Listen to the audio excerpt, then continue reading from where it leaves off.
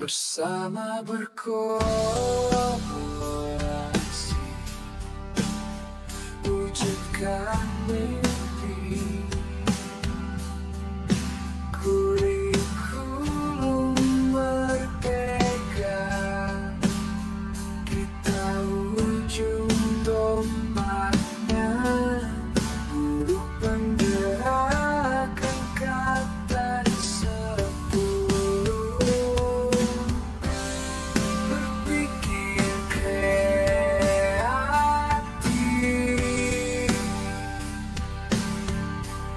selalu berinovasi. Siapa kita? Kita guru penggerak angkatan 10.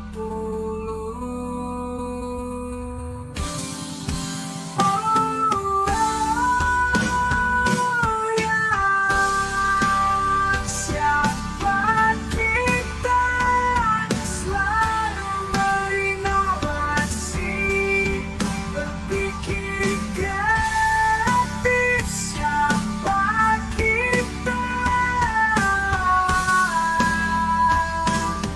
Kita guru penggerak angkatan 10.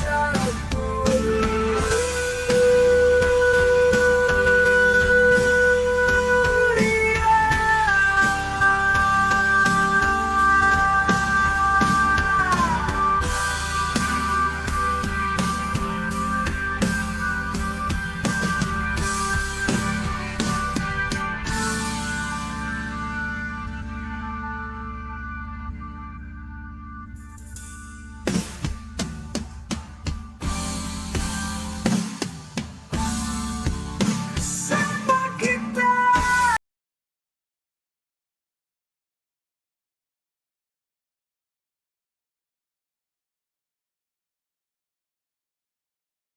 Assalamualaikum warahmatullahi wabarakatuh.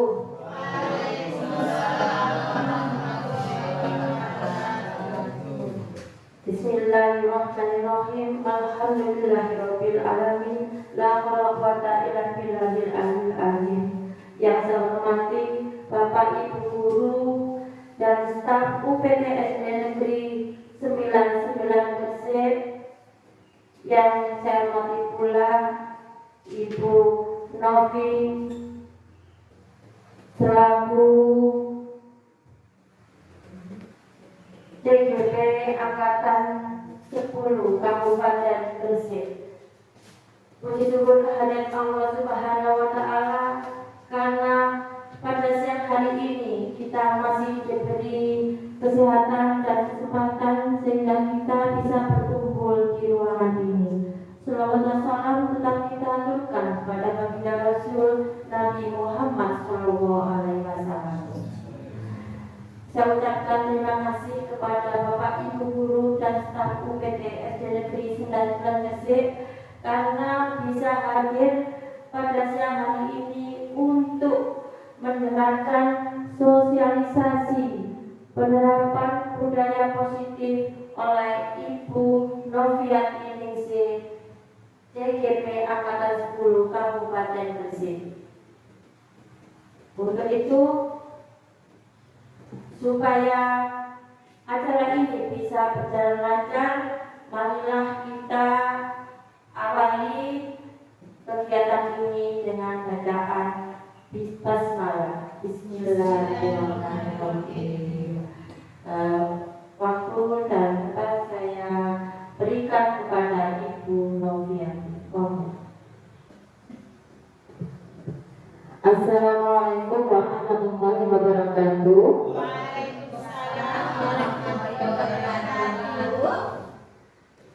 Kepada yang terhormat Ibu Kepala Sekolah UPT SD 99 Gresik, Ibu Martini, Sarjana Pendidikan, kepada yang terhormat para dewan guru semua dari UPT SD 99 Gresik yang saya banggakan selalu.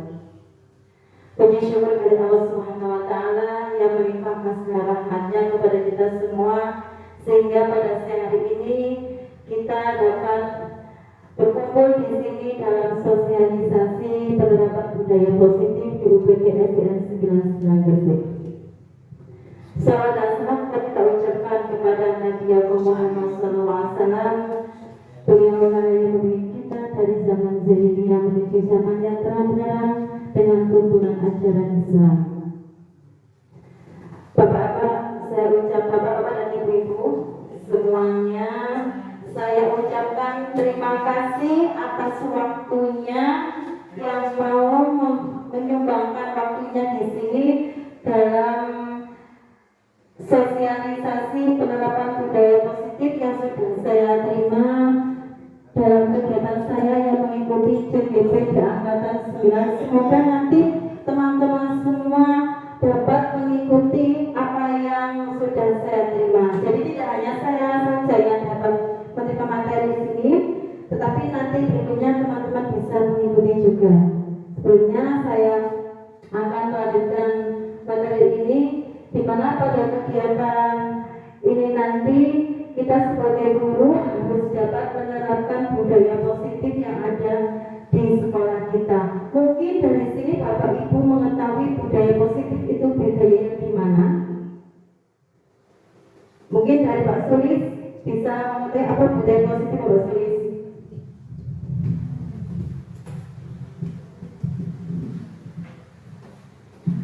Terima kasih.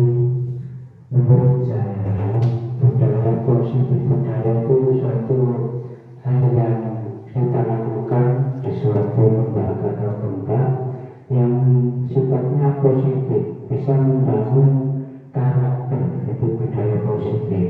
Budaya yang bisa membangun ke arah yang lebih baik. Seperti itu. Terima kasih.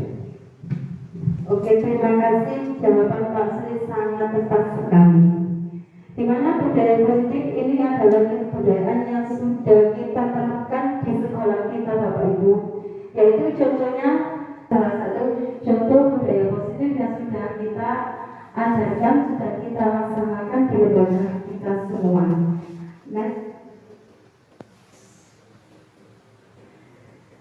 Nah, ini salah satu dokumentasi yang saya ambil dari budaya positif yang ada di lembaga saya, yaitu dari pengertian budaya positif adalah kebiasaan-kebiasaan yang berkembang di lingkungan sekolah. Jadi pengertian dari Pak Sri sudah tepat sekali. Selanjutnya adapun konsep-konsep inti budaya positif, yaitu ada 7. Pertama yaitu tentang perubahan paradigma, yang kedua tentang disiplin positif, kebudayaan kebutuhan dasar manusia, juga motivasi perilaku manusia, posisi kontrol, kemudian keyakinan kelas, dan terakhir adalah nanti terbentuknya segitiga restriksi. Jadi dalam konsep inti budaya positif ini nanti ada 7 kegiatan yang akan kita lakukan.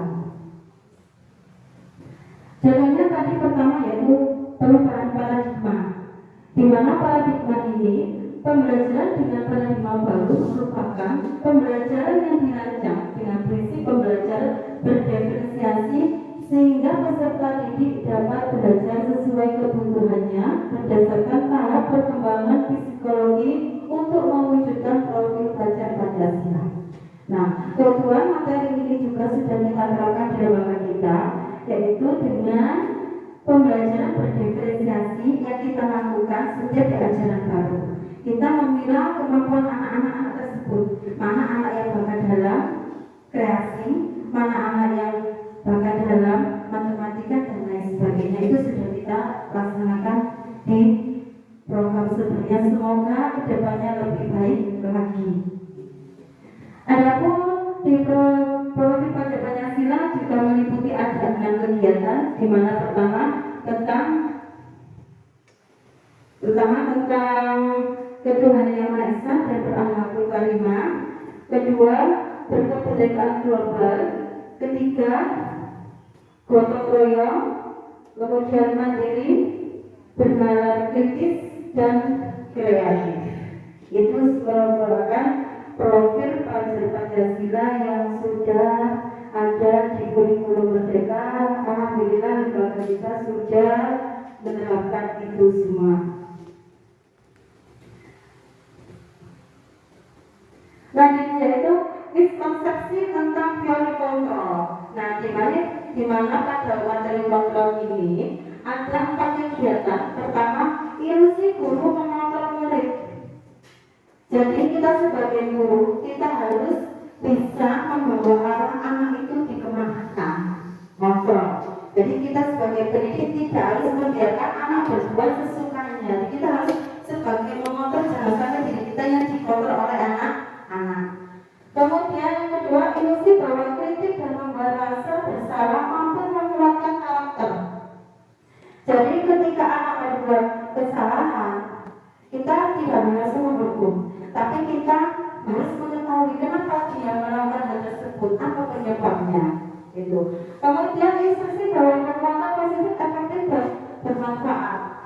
Semoga dari penguatan positif yang Bapak Ibu berikan atau arahan yang Bapak Ibu berikan dengan pada anak-anak tersebut itu dapat memberikan manfaat pada anak-anak melakukan kesalahan yang diperbaiki bagaimana caranya.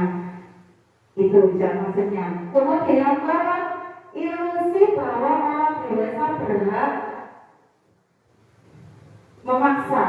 Nah, di mana kita sebagai orang dewasa kita juga memiliki hak untuk memaksa. Karena selalu kebutuhan budaya positif tanpa adanya pemaksaan, maka kita tidak bisa memberikan ini kepada anak-anak. Memang kita membutuhkan proses.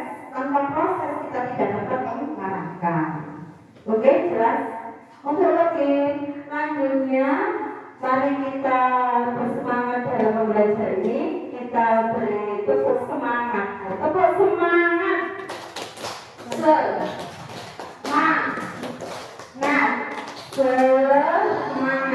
Masih semangat dalam mengikuti kegiatan ini Bapak Ibu? Masih, alhamdulillah. Kalau masih, mari kita lanjutkan. Lanjut.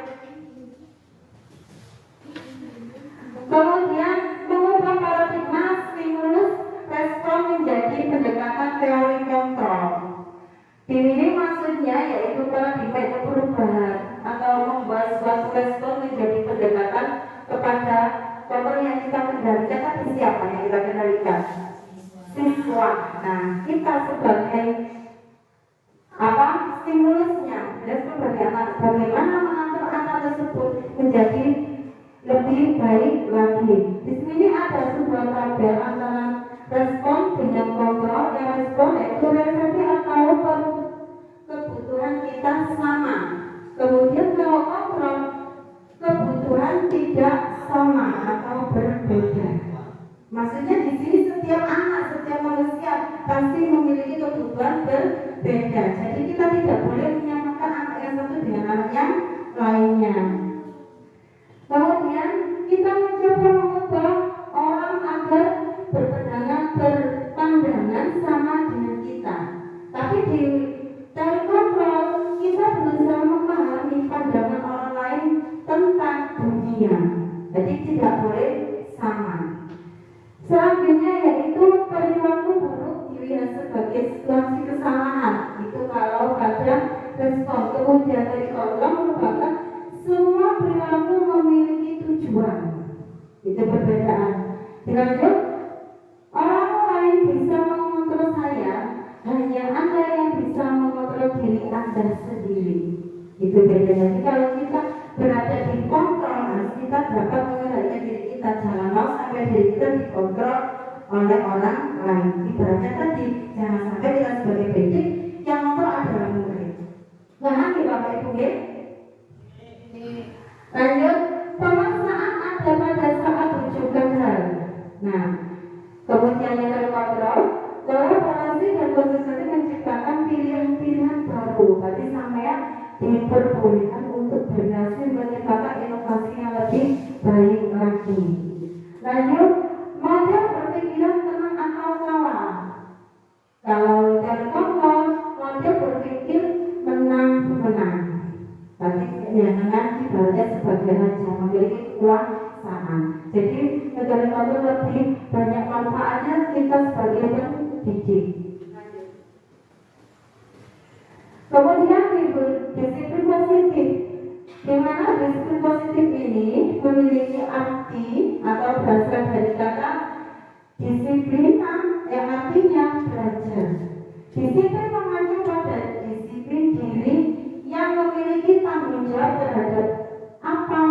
dilakukannya berdasarkan nilai-nilai yang diyakini. Jadi di sini ini berawal pada diri kita sendiri yang memiliki rasa tanggung jawab kita sebagai seorang pendidik. Kemudian akhir berikutnya yaitu disiplin positif merupakan salah satu cara penerapan disiplin yang bertujuan untuk menumbuhkan kesadaran serta memberdayakan murid tanpa penghargaan, imbalan ataupun hukuman. Jadi kita tidak boleh menerapkan disiplin positif untuk menumbuhkan anak-anak tapi dengan hukuman. Boleh. Kemudian disiplin positif yaitu sebagai seorang pendidik kita memiliki tujuan menciptakan peserta didik yang memiliki disiplin diri dan mengacu pada nilai-nilai kebajikan universal dan memiliki motivasi intrinsik untuk mengubah perilaku mereka pada perilaku yang lebih baik. Jadi kita dapat di sini maksudnya kita dapat merubah perilaku anak menjadi baik tanpa langsung memberikan sebuah hukuman. Itu yang diharapkan pada pembelajaran disiplin positif ini. Tanpa menghukum kita pasti bisa membuat alat positif lebih baik kepada anak didik kita. Selanjutnya nilai-nilai kebajikan universal meliputi nilai yang disepakati bersama terlepas dari latar belakang, perbedaan agama, suku, ras, dan bahasa. Itu. Tapi alhamdulillah di sekolah kita tidak terlalu ada perbedaan ya, karena yang sekolah di sini itu masih dalam satu lingkup ya, tidak ada dari luar daerah. Kemudian dalam nilai kebajikan universal ini yang perlu dicapai yaitu pertama beriman dan bertakwa kepada Tuhan Yang Maha Esa dan berakhlak mulia. Yang kedua berkepentingan global, gotong royong. Yang ketiga dan yang keempat mandiri. 5 kreatif. 6 berjalan kritis. 7 dapat dipercaya. 8 sopan santun. 9 toleransi. 10 kesehatan. 11 kerjasama. Dan yang ke-12 adalah menghargai orang lain. Nah, ini adalah nilai-nilai kebijakan universal yang diterapkan di UPT SDS 99. Kebutuhan dasar tadi dari ke-12 tadi, pertama kebutuhan dasar manusia, di mana kebutuhan dasar manusia adalah sesuatu yang dilakukan untuk mendapatkan apa yang diinginkan. Setiap tindakan yang kita lakukan memiliki tujuan tertentu dan semua usaha yang terbaik yang dilakukan adalah semata-mata untuk memenuhi kebutuhan dasar kita. Di mana maksudnya di sini kita sebagai manusia perlu mendapatkan keinginan yang apa kita inginkan, yang apa kita harapkan. Tetapi tujuannya itu semua usaha yang terbaik dari kita untuk memenuhi kebutuhan dasar kita. Seperti kebutuhan dasar kita pertama yaitu apa? Sandang ya, pangan, gedung itu betul. Gak mungkin kita sebagai manusia tanpa makan ya, dan dasarnya kampanye seperti itu. Lanjut yaitu ada 5 kebutuhan dasar manusia ini tadi. Pertama, bertahan hidup. Pasti itu ya, bertahan hidup ya. Masa mau sedang meninggal mungkin ya bertahan hidup. Itu apa ya? Kemudian cinta, kasih, sayang, dan rasa ingin diterima. Siapa yang tidak membutuhkan ini semua? Pasti membutuhkan. Mbak April membutuhkan ya Bu April ya. Pasti ya Bu sayang ya. Lanjut. Kemudian penguasaan. Di mana penguasaan ini adalah keinginan kita selalu ingin berusaha menjadi lebih baik. Ya. Kemudian kebebasan. Nah, sebagai manusia pasti kita butuh kebebasan, tidak mau ditekan. Apakah dia pasti mau ditekan sama anak didik? Nah, pasti perlu ke sebuah kebebasan. Seperti di sini dilambangkan dengan kupu-kupu yang terbang bebas. Lanjut yaitu kesenangan. Nah, tidak mungkin kita sebagai manusia selalu ingin sedih, pasti membutuhkan sebuah kesenangan, kebahagiaan. Begitu yang kita ya, pasti butuh kesenangan ya, nggak mau lepas dari suatu masalah ya. Oke. Kemudian motivasi perilaku manusia, di mana dalam motivasi perilaku manusia ini ada dua, yaitu ada motivasi eksternal dan dua ada motivasi internal. Di mana motivasi eksternal ini kita sebagai pendidik harus menghindari hukuman atau ketidaknyamanan. Jadi kita sebagai pendidik tidak boleh memberikan hukuman kepada anak didik atau memasangkan kehendak kepada anak. Berikutnya eksternal yaitu untuk mendapatkan imbalan atau penghargaan. Kita sebagai pendidik tidak boleh memberikan imbalan, misalkan ayo siapa yang bisa menjawab pertanyaan ini nanti dikasih ibu permen. Nah, itu tidak boleh. Kenapa? Karena ini termasuk motivasi internal dan dapat membuat anak tersebut kurang termotivasi dalam belajar. Kemudian yang motivasi internal ini tumbuh dari diri anak. Jadi dia bersama dari dirinya sendiri. Gimana? Yaitu untuk menjadi orang yang diinginkan yang sesuai dengan nilai-nilai yang dipercayakan. Jadi kalau kita ingin memotivasi anak-anak tadi, kalau bisa dari motivasi internal, bukan dari eksternal. Itu. Jadi termasuk sebuah memberikan hadiah, memberikan janji, itu termasuk motivasi eksternal. Itu sebaiknya kita hindari. Tidak boleh. Tapi menurut kita dulu kan tidak apa-apa ya untuk memotivasi anak-anak. Tetapi dalam konsep ini itu sebaiknya tidak boleh dilakukan. Jadi kita memotivasinya itu tadi dari diri dalam anak sendiri, menggali potensi anak tersebut. Kemudian ini tadi hukuman, gimana hukuman? Tidak terencana atau tiba-tiba, pasti dalam hati nurani ya. Tidak saja saya sendiri jika mengetahui anak berbuat salah, pasti saya juga melakukan sebuah tindakan ya. Tapi ketika sudah mengetahui ini, kita ubahlah prinsip kita lagi seperti dulu. Lanjut, murid tidak tahu apa yang akan terjadi atau tidak dilibatkan.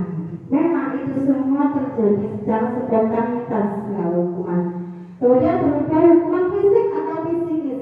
Nah ini sudah nggak ada tuh yang sudah nggak boleh. Kalau dulu zaman saya, kalau nggak bisa memang dulu, tapi sekarang tidak boleh. Kemudian satu arah. Nah hukuman di sini dulu hanya satu arah fokus, tidak mau mencari penyebab alasannya apa. Jadi fokus kami ya salah. Tidak mau menerima keterangan apapun. Lanjut, konsekuensi. Nah, maksud dari motivasi eksternal, konsekuensi yang kedua itu terencana atau disepakati, membuat kesepakatan. Kalau kamu berbuat salah, nanti apa tindakannya, ini juga nggak boleh. Kemudian, murid tetap dibuat tidak nyaman. Nah, tadi seperti tadi, kamu kemarin kenapa nggak berjalan? Kamu tak suruh ini, nah, maksudnya tekanan kepada anak-anak. Anak-anak yang punya rasa takut. Karena ketakutan itulah akhirnya dia merasa ditekan tanpa ada kebebasan. Kemudian sikap guru selalu memonitor murid. Nah, ngawasi dari diri aja tuh. Selanjutnya yaitu restitusi, di mana restitusi itu adalah proses menciptakan kondisi bagi siswa untuk menyelesaikan masalahnya. Nah, disinilah peran kita sebagai pendidik.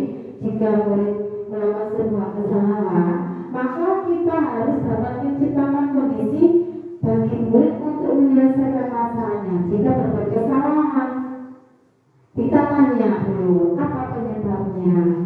Misalkan murid tadi bertengkar, kenapa kamu bertengkar? Itu kita tanya lebih dalam lagi. Mungkin kamu yang salah, mungkin kamu gini. Nah, jadi kita gali terus apa yang terjadi pada kejadian tersebut. Jadi kita tidak boleh memvonis atau langsung menghukum anak tersebut. Kemudian restitusi yang kedua yaitu proses kolaboratif yang mengajarkan murid untuk mencari solusi sendiri. bekerjasama.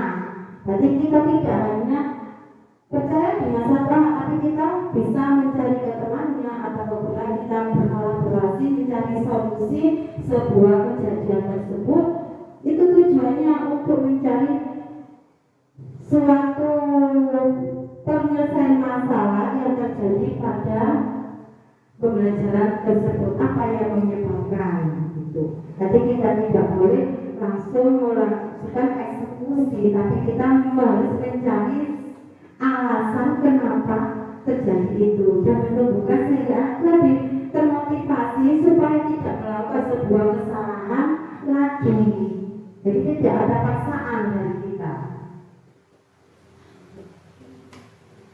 Kemudian posisi kontrol guru, di mana seorang guru ini memiliki peran kontrol, yaitu ada 5. Pertama tadi penghukum, kedua pembuat merasa bersalah, ketiga teman, pemantau, dan lain-lain, yaitu manajer. Ini peran kita sebagai pengajar atau pemimpin.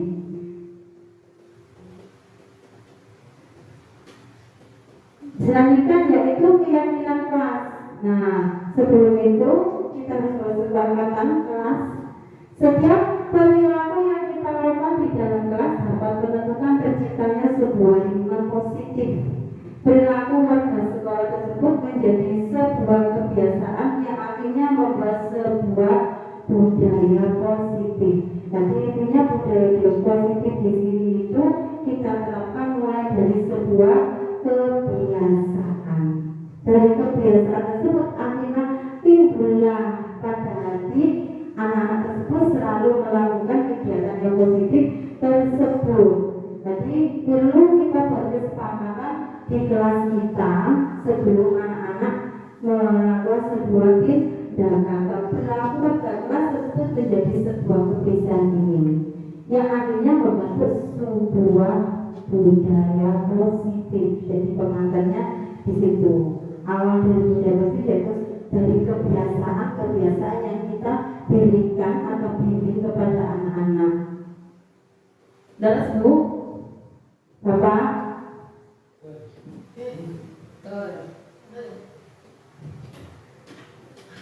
mengapa keyakinan kelas? Mengapa bukan peraturan kelas yang perlu kita terangkan? Biasanya kalau kita kan kata-katanya peraturan kelas ya, tapi di sini kita buat keyakinan kelas. Mengapa?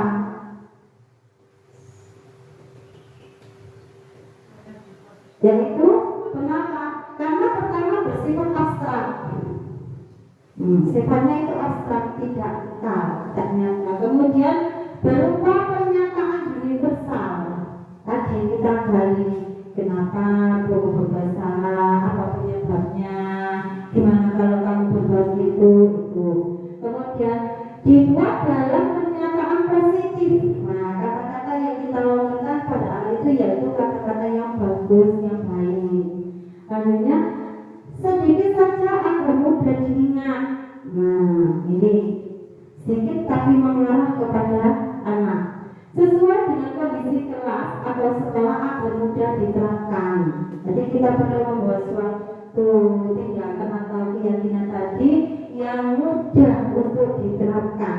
Kecil tapi mudah diterapkan kepada anak-anak. Tidak usah lebih tinggi. Tadi contohnya kecil lagi bertemu bapak ibu guru salaman, itu kecil saja. Tapi kan anak-anak ya ada yang kayak lucu nanti kebukaannya ya. Nah, itu juga perlu kita tekankan itu dari hal kecil.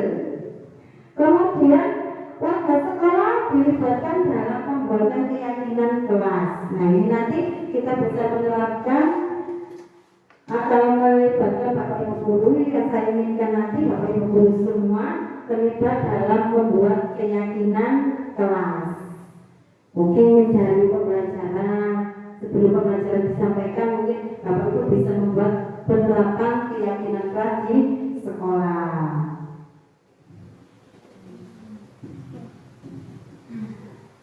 Rangkaian ketiga yaitu cara kita tadi yaitu tentang segitiga restitusi. Suatu proses yang dilakukan oleh guru agar dapat menghasilkan murid yang mandiri dan bertanggung jawab. Nah, ini yang kita harapkan. Kita mengharapkan tadi pada anak-anak, yaitu mereka dapat menghasilkan murid yang mandiri dan bertanggung jawab. Jadi murid itu punya tanggung jawab pada dirinya tanpa kita menyuruh, tanpa kita mereka. Ini melalui segitiga restitusi. Di mana segitiga restitusi ini ada 3 tahapan. Pertama yaitu menstabilkan identitas. Tadi sebagai salah tadi, misalkan teman anak bertengkar tadi, kita gali kenapa dia bertengkar, siapa yang salah, gimana penyebabnya itu. Identitas menstabilkan. Kemudian yang kedua yaitu validasi tindakan yang salah. Kita meyakini pada anak-anak tindakan yang salah. Oh ya benar, sampai begini. Makanya kalau ya kita memberi anak seperti itu, sebaiknya kamu jangan gini, lebih diarahkan kepada temannya. Kemudian menanyakan keyakinan. Kita pastikan apa betul apa yang dilakukan anak tersebut betul atau salah. Jadi kita meyakinkan kembali, kita gali lagi anak-anak tersebut. Jadi kita tidak boleh memfonis langsung menghukum atau langsung memutuskan dia bersalah. Kemudian ini salah satu contoh studi kasus yang saya ambil di dalam kelas saya, yaitu Asifa adalah murid kelas 5 UPTS 99 BC. Dia tidak terima hasil kerjaannya, selalu dicontek oleh temannya. Dia marah, kecewa dan tidak dapat menahan emosinya ketika temannya sering melakukan pencontekan. Ini kemarin ketika pembelajaran saya itu pembelajaran IPA. Yang ada teman salah satunya yang mengambil bukunya Asifa, kemudian Asifa marah. Next mungkin nanti bisa dilihat ini tayangan yang saya lakukan menggali tentang kesalahan dia benar apa tidak. Nah, tadi saya menerapkan dengan prinsip segitiga restitusi tadi, menggali bermasalah. Kemudian yang kedua tentang, nah ini pertama menstabilkan identitas, meyakinkan.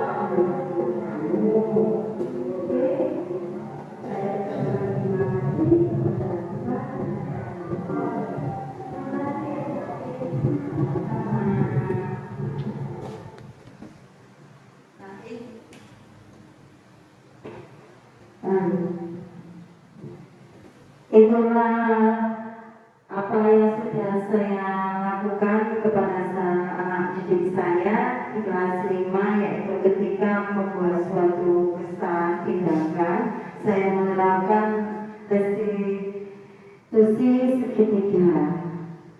Demikian tentang materi sosialisasi budaya positif yang dapat saya sampaikan. Mungkin dari teman-teman ada yang memberikan suatu tanggapan. Pak Sulis, monggo.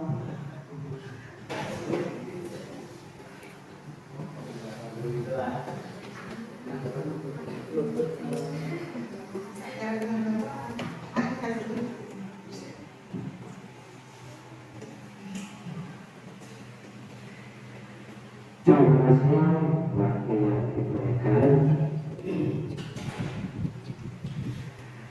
Apa yang telah disampaikan oleh mewakili di 40% saya memahami. Tapi ada beberapa yang perlu saya tanyakan kepada pengaku tentang apa yang telah disampaikan oleh mewakili. Tadi disampaikan adalah beberapa budaya positif yang ada di kelas. Ini ada beberapa poin, yaitu mulai dari sapa pagi, doa bersama, kemudian sholat muka bersama. Ini telah diterapkan di lembaga kita, ini semua sangat bagus. Kemudian dalam menyelesaikan suatu masalah, ini ada beberapa poin, yaitu tindakan apa yang dilakukan oleh seorang guru dalam menyelesaikan masalah siswa. Ini tadi disampaikan dengan cara motivasi manusia secara eksternal. Tadi ada beberapa poin yang perlu disampaikan lagi, ini mungkin bisa diulang kembali. Saya semula sudah bagus, tapi ada poin tadi cara menyelesaikan masalah ini yang perlu disampaikan kembali supaya kami bisa lebih jelas. Terima kasih. Terima kasih atas penjelasan Pak ya. Monggo dibuka tentang motivasi eksternal internal. Yang ini Pak. Motivasi perilaku manusia.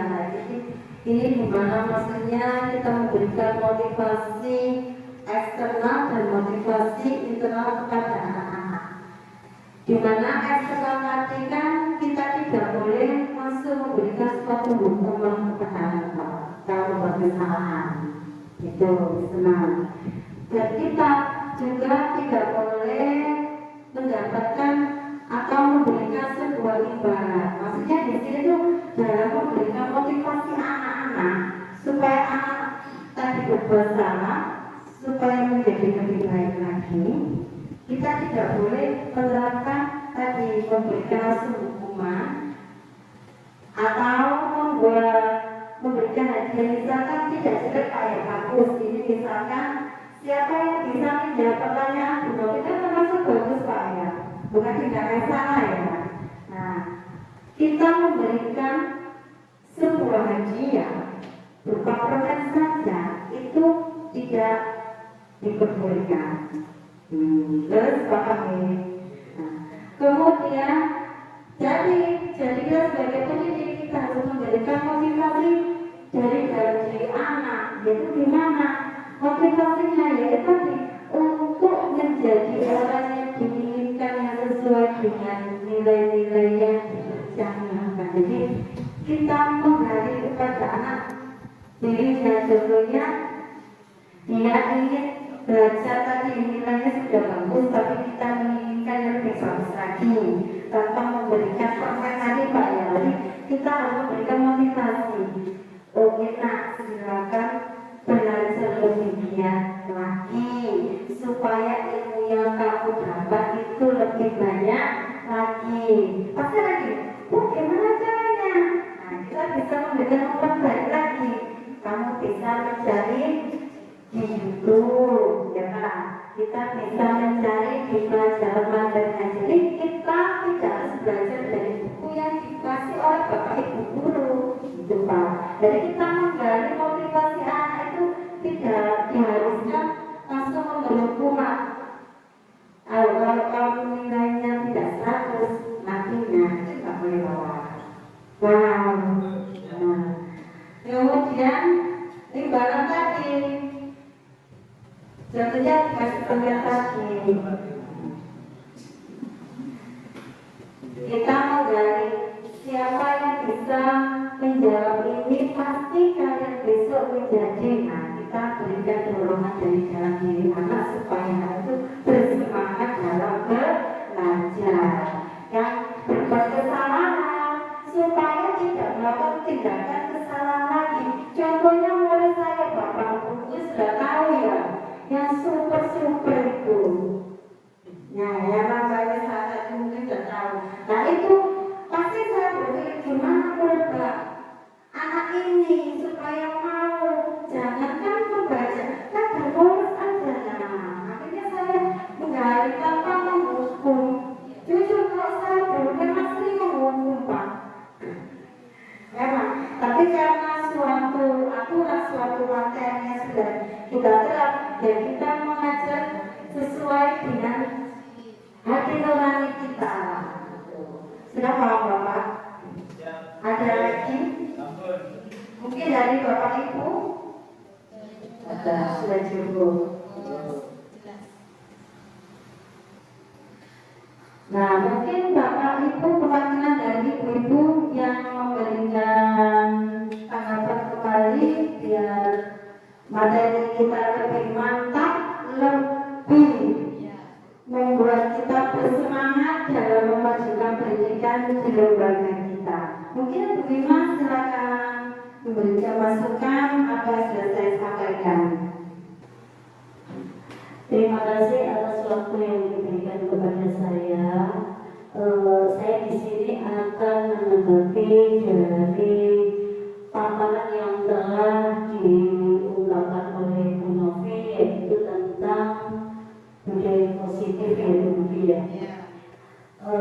Saya ini tadi kalau setelah mendengar paparan itu, saya berpendapat bahwa ternyata perubahan budaya positif itu adalah perubahan paradigma yang mana belajar sesuai dengan kebutuhan anak, yang sesuai dengan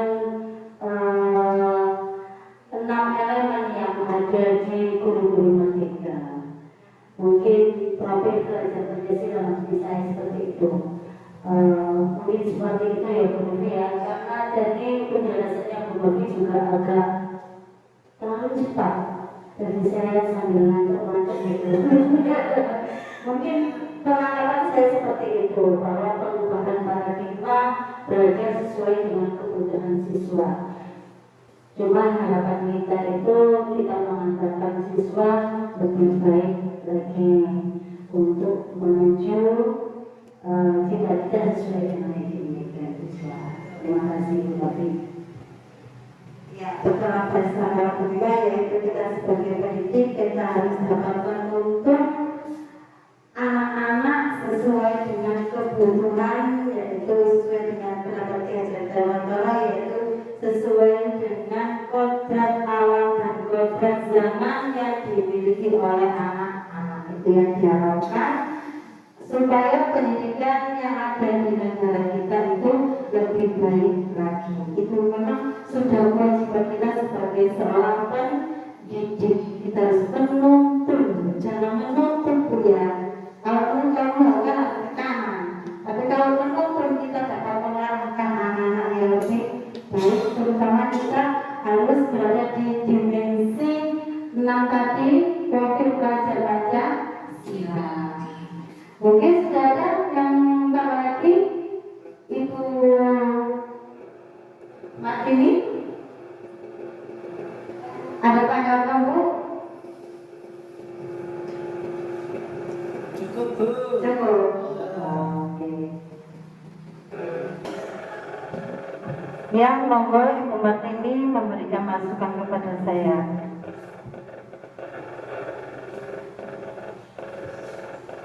Terima kasih atas kesempatan yang diberikan kepada saya ya. Tadi sudah dipaparkan oleh Bu Novi sangat jelas sekali ya mengenai penerapan budaya positif ya. Apa-apa yang dipaparkan Bu Novi tadi itu sudah kita lakukan di lembaga kita ya, sesuai dengan yang dijelaskan. Tapi mungkin ada poin-poin yang penting, yang lebih penting, yang mungkin belum kita lakukan dalam kegiatan sehari-hari dalam menerapkan budaya positif ya. Misalnya tadi mengenai budaya positif dari segi internal ya, dari segi anak ya. Ya, jadi kalau kita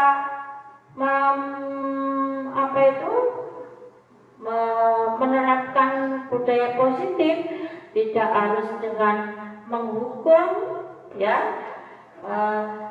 atau memberi hadiah, tetapi dengan memotivasi ya, memotivasi diri anak sehingga anak tersebut sadar secara sadar dari dirinya sendiri ya, sadar dari dirinya sendiri sehingga mereka menerapkan budaya positif itu sesuai dengan yang diharapkan ya, yaitu dari diri anak itu sendiri, yang nantinya anak itu nanti akan menjadi berkepribadian yang baik ya, berkarakter yang baik sesuai dengan profil belajar Pancasila ya. Bapak Ibu sekalian ya, mari kita menerapkan apa-apa yang disampaikan oleh Bu Novi tadi ya, sehingga anak-anak kita menjadi pribadi yang baik sesuai dengan profil belajar Pancasila. Amin ya rabbal alamin ya. Monggo nggih Bapak Ibu nggih mau bersemangat nggih untuk laksanakan apa yang disampaikan Bu Novi tadi. Nggih, marilah ya dengan bismillahirrahmanirrahim kita nanti bisa menjadikan anak-anak di UPTSD Negeri 99 Gresik ini menjadi pribadi yang lebih baik lagi. Amin ya rabbal alamin. Wassalamualaikum warahmatullahi wabarakatuh.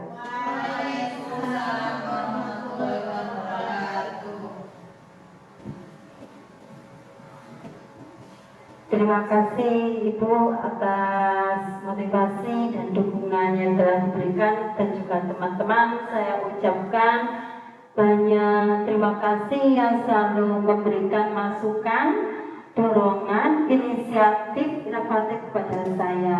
Semoga kita semua dapat berkolaborasi demi kemajuan UPT SDA 99 Gresik.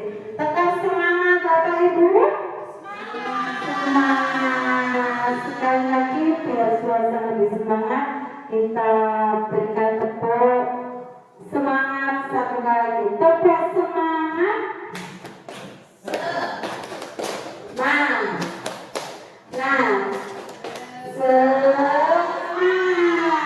Ini menunjukkan bahwa kita siap berinovasi, meneruskan generasi bangsa di UPT SDA 99 Gresik. Saya ucapkan terima kasih atas waktu dan perhatiannya kepada saya, meluangkan waktunya yang lagi sibuk, meluangkan waktunya mengikuti sosialisasi tentang budaya positif yang sudah saya imbaskan kepada teman-teman. Marilah kita semua berkolaborasi demi kemajuan UPT SDA 99. Tepuk tangan semuanya.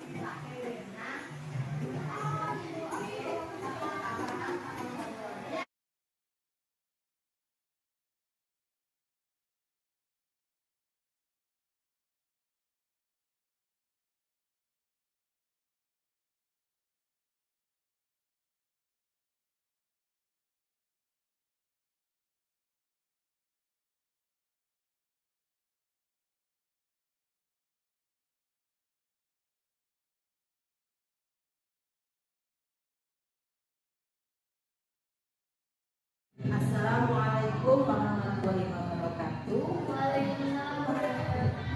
Selamat pagi Asifah. Bagaimana kabarmu hari ini nak? Baik. Asifah, tadi ibu mendengar katanya kamu habis bertengkar ya, kamu marah ya? Kenapa kok kamu marah-marah? Saya marah karena guru saya jangan sampai.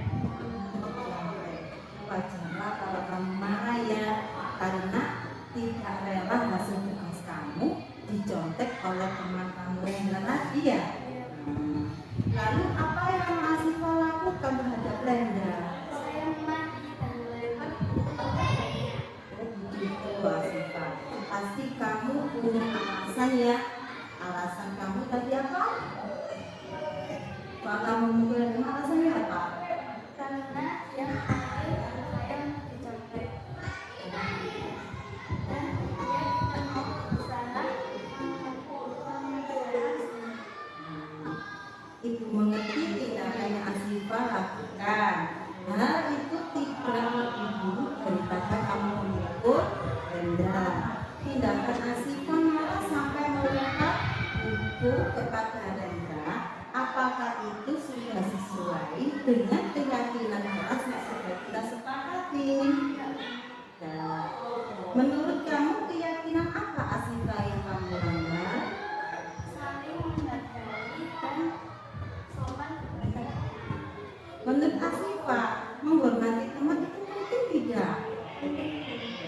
Jika menurut Asifah itu penting, keyakinan keras apa yang Asifah lakukan saat Asifah marah? Saya harus lebih bersabar. Apakah Asifah bersedia memperbaiki kesalahan Asifah? Ya, Apa yang Asifah lakukan untuk memperbaiki kesalahan tersebut? saya harus lebih bersabar dan mematuhi kesepakatan kelas. Oke, kita ucapkan terima kasih atas pertemuannya hari ini. Tetaplah semangat dan tetaplah memberikan contoh yang terbaik kepada lingkungan kamu. Oke, saya ucapkan terima kasih kepada Asifah dan Asafah. Terima kasih ya semuanya. Sama-sama.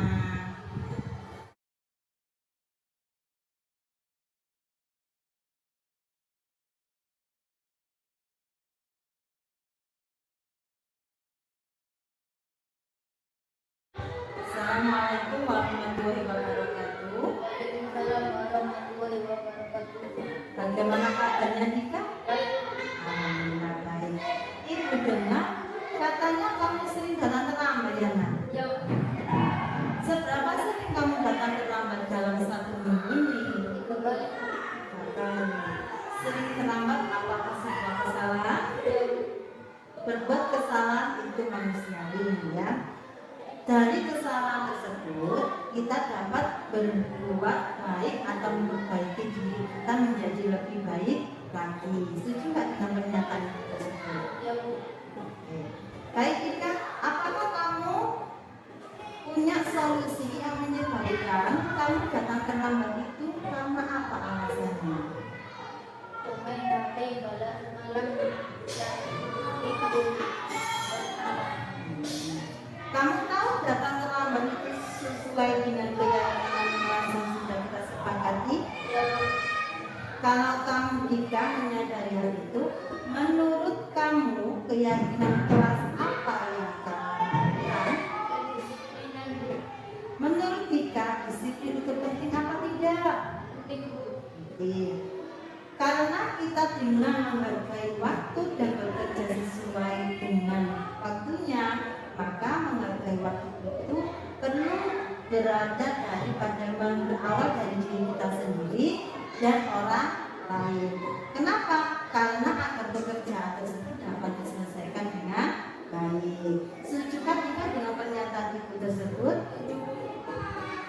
Oke. Untuk itu apa alasan kita agar waktu tersebut datang terlambat?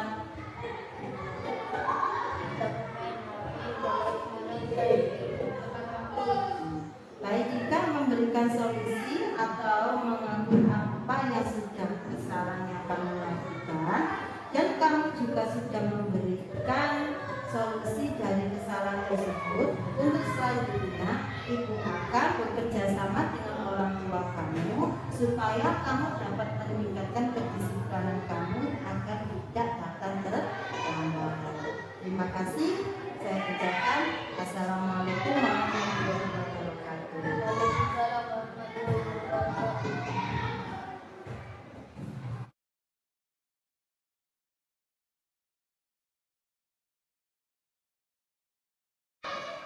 Assalamualaikum warahmatullahi wabarakatuh. Perkenalkan, nama saya Sifah Muhammad Ali. Saya dari kelas 5 AUPT Negeri 99 Gresik.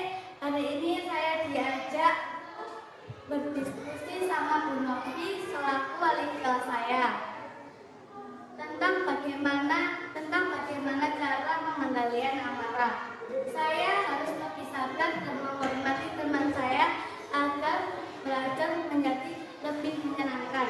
Sekian, terima kasih. Wassalamualaikum warahmatullahi wabarakatuh. Assalamualaikum warahmatullahi wabarakatuh. Perkenalkan, nama saya Dika Prasetyo, murid dari